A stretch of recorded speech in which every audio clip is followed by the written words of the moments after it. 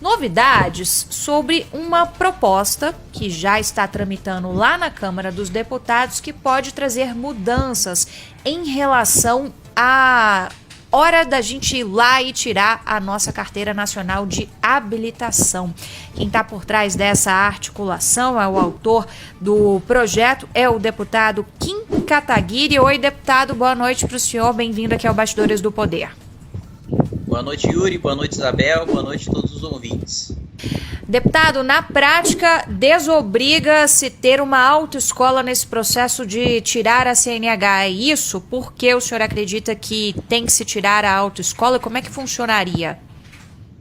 Porque o foco da carteira de habilitação é você garantir que o motorista saiba dirigir, né? O processo pelo qual ele aprende como dirigir, isso deveria estar aberto para diferentes modalidades de mercado e não necessariamente com autoescola num modelo extremamente regulamentado como nós temos hoje, né? Você tem as autoescolas, não são as responsáveis pelo preço, né, do curso da carteira de motorista, mas a regulamentação excessiva. Então, tem a obrigatoriedade de você ter 2 diretores em cada autoescola com ensino superior. Um dono de autoescola estava me dizendo um dia desses. E isso encarece muito o processo e a ideia do projeto é fazer com que diferentes modelos de autoescola possam existir, inclusive com um modelo de instrutor privado, porque o que interessa é saber se no final o candidato a motorista, por assim dizer, conhece as regras de trânsito e sabe dirigir. O como, aí eu acho que é uma questão de mercado. Da mesma maneira como no Enem você concede um diploma de ensino médio para aqueles que tiram uma nota, salvo engano, superior a 600, né, em todas as matérias, o propósito final, né, é saber o conhecimento daquele aluno e não o processo de aprendizagem.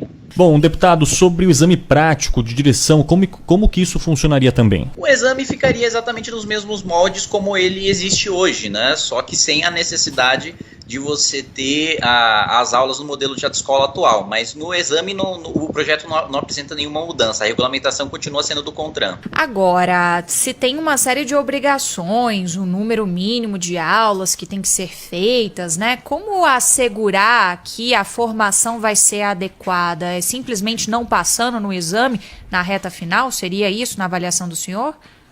Sim, porque se o exame hoje não garante a qualidade do motorista, significa que o problema está no exame, né? E eu vejo 2 casos diferentes. Gente muito preparada, que sabe dirigir, conhece as regras de trânsito e é obrigada a passar pelo processo inutilmente, né? Paga e joga aquele dinheiro no lixo. E o oposto também é verdadeiro. Gente que não tem o preparo, não está preparada para dirigir, passa pelas aulas da autoescola, passa pelas aulas práticas e ainda assim é aprovado no exame e já está na rua com a carteira de motorista. Então, eu acho que se nós temos problemas no exame, é o exame que precisa ficar mais rigoroso. O processo de aprendizagem é, como eu disse, cada um abrir o mercado para qualquer modalidade, como aliás eu não estou inovando, né? Não estou querendo fazer com que o Brasil seja laboratório de nenhum experimento social. É exatamente o que já acontece nos Estados Unidos e na maior parte dos países membros da União Europeia. Deputado, então na prática quem aprende em casa, com a família, isso é muito comum, né? Sim. Não precisaria passar por essas aulas, faria direto o exame. E com isso, o senhor acredita que deve-se ter menos custos também? Afinal de contas, as autoescolas lucram bastante com esse processo. Muitas autoescolas fazem ali, inclusive, a orientação para que os alunos necessitem de mais aulas, né? Quem nunca ouviu esse alerta, né? Não, olha, acho que você está precisando de mais aulas para poder passar na prova e aí tem que fazer o exame de novo. O objetivo também é esse, né? Diminuir um pouco dos custos.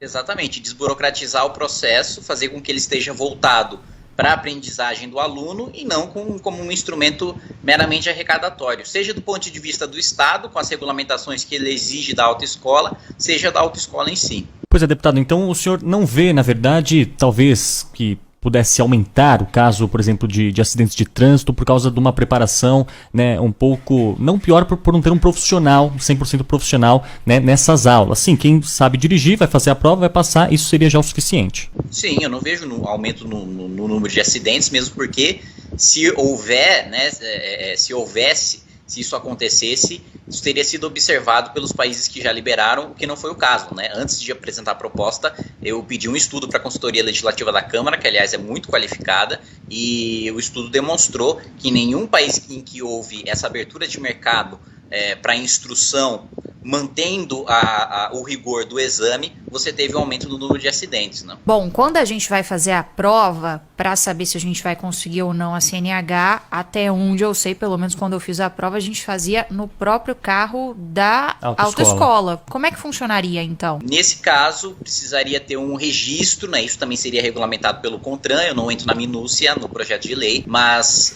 teria de ter um registro do carro que é utilizado para exame e, inclusive, do carro que é utilizado para instrução. Então, se você vai aprender com o seu pai vai precisar ter 5 anos de carteira de motorista, sem ter suspensão, sem ter a cassação da própria carteira, e pedir um registro, né, uma coisa simples, para que o carro esteja identificado como um carro utilizado para ensinar a direção. Bom, e a gente também, vale lembrar aqui, tem um projeto tramitando agora de volta à Câmara dos Deputados, né, deputado Kim Kataguiri, que sofreu modificações lá no Senado, por isso teve que voltar, que é aquele projeto de origem do próprio Executivo, que faz uma série de mudanças em relação a várias regras atuais do Código de Trânsito brasileiro.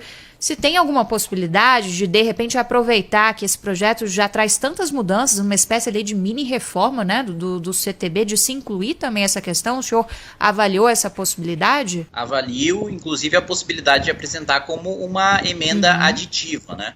E a gente poderia aprovar o texto que, só fazer uma pequena explicação sobre o processo legislativo, quando a Câmara é a casa iniciadora, ou seja, a primeira a fazer a votação, ela também é a casa revisora. Quando existe alguma modificação no Senado, a Câmara que decide se aquela modificação permanece no texto ou se sai do texto. Se a gente retira as modificações que o Senado fez no texto, o texto não retorna para a Câmara Maior, né, para a Câmara Alta, para o Senado, e vai direto para a sanção presidencial.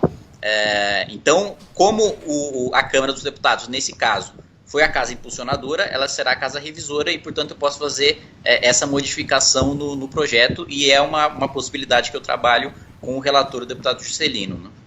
Estamos conversando com o deputado Kim Kataguiri, do DEM, aqui de São Paulo. Deputado, com relação às aulas teóricas, né, o famoso CFC, geralmente é uma semana aí que, né, eles ensinam a questão mecânica do carro, as leis de trânsito. Como que ficaria essa questão da teoria no trânsito? No texto eu estou criando a obrigatoriedade de que o CONTRAN disponibilize todas as regras de trânsito que devem ser aprendidas, né, pelo motorista gratuitamente, online, pela internet. Como eu disse, ainda existe a possibilidade da pessoa fazer as aulas presencialmente ou de ter um instrutor também particular que vai fazer essas aulas teóricas para ela. Nada impede, né, que ela faça esse curso como acontece hoje ou de alguma outra maneira que venha a ser ofertada no mercado, mas continua a obrigatoriedade do exame teórico. O senhor falou aí dessa possibilidade, inclusive, de inclusão ainda nessa proposta que está para ser votada pela segunda vez pela Câmara dos Deputados, né, que traz várias mudanças no Código de Trânsito brasileiro.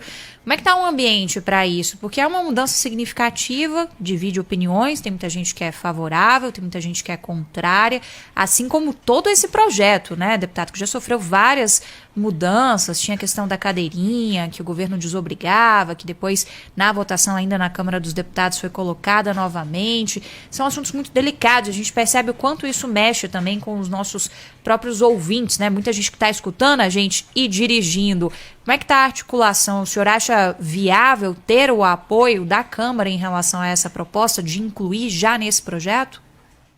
Eu acho viável mesmo porque como eu disse, é uma proposta tecnicamente bem fundamentada, né? Eu pedi o estudo da Câmara dos Deputados antes de apresentar com os dados dos outros países para servir como justificação do meu projeto de lei e que pode se tornar emenda do relatório do deputado Juscelino, ao mesmo tempo que tem uma grande aceitação na sociedade de você mudar o modelo das autoescolas. Assim, as poucas pessoas que eu vi sendo contrárias eram basicamente porque estavam preocupados com seus empregos nas autoescolas, mas a gente não pode prejudicar a maior parte da população com um rito mais caro, mais burocrático, sob a justificativa de preservar os empregos nas autoescolas, né? A mesma coisa que a gente defendesse um retrocesso na Revolução Industrial, por exemplo, que tinha um movimento ludista que destruía as máquinas sob a justificativa de que elas acabariam com os empregos do homem, né? A gente não pode fazer um manifesto, como aliás o Frederic Bastiat, né, que é um liberal expoente ali, né, para nós que somos adeptos dessa teoria,